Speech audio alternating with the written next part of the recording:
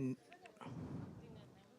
నిహారిక గారు, హాయ్ అండి. Hi hi అండి. హాయ్ రాజేష్ గారు ఆల్ ది బెస్ట్ అండి. థ్యాంక్ ఆ, యూ. ఆ, కొన్ని గంటలే ఉంది ఇంకా పెయిడ్ ప్రీమియర్స్కి. మీ కష్టం ఫలితం దక్కాలి మంచిది. అండ్ రీసెంట్గా పెద్ద సెట్స్లో రామ్ చరణ్ గారితో ఒక ఇంటరాక్షన్ జరిగింది. ఆయన మీ ద్వారా ఏదో సందేశం ఇచ్చారు, లేట్ అవ్వట్లేదని, అది మొత్తం వైరల్ అవుతుంది. ఏంటి, ఏం చెప్పారు? అంటే అండ్ మా ఆ సినిమా గురించి మా ప్రమోషన్స్ చూసి మేము ఎంత ప్రమోట్ చేస్తున్నాం మా సినిమాని, అది ఎంత వైరల్ అవుతున్నాం మేము ప్రమోషన్స్ చూసి, మా అన్న కూడా చెప్పేసి ఇది కూడా లేట్ అవ్వట్లేదని చెప్తే మా వంతు మేము చేసాము. సో సెట్కి వెళ్ళారు కదా, ఏంటి ఏమైనా ఎక్స్పీరియన్స్ చేశారా? సీన్స్ ఏమైనా చూడడం జరిగిందా? ఆ సినిమా గురించి సెట్ లోపలికి వెళ్ళలేదండి, it was a conscious choice. ఎందుకంటే లోపలికి వెళ్తే మేము ఎక్సైట్ అయిపోతాం యాజ్ ఫ్యాన్స్. లైక్ లేదు మేము ఇక్కడే ఉంటాం, మీరే రండి అయిపోయాక షార్ట్ అని. సో నిహార్ గారు రాజేష్ ఉంటుంది అట్లా, పర్లేదు నాయుడు గారు.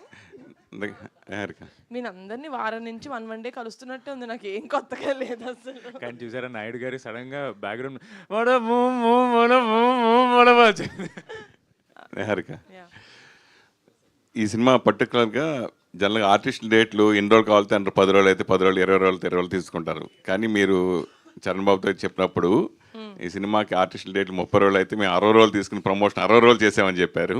అది నిజంగానే తీసుకున్నారా? నిజంగా అంత రెమ్యునరేషన్ హీరోకి ఇస్తున్నారా?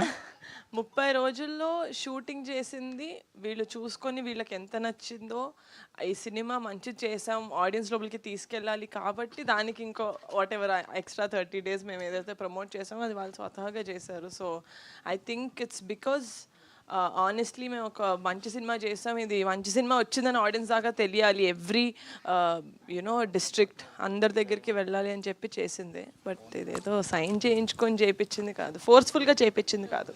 నేనైతే రేంజ్ రోవర్ కోసం చేశానండి. అది అర్థమైంది కదా, బయటపడ్డారు ప్రియుల పక్షులు.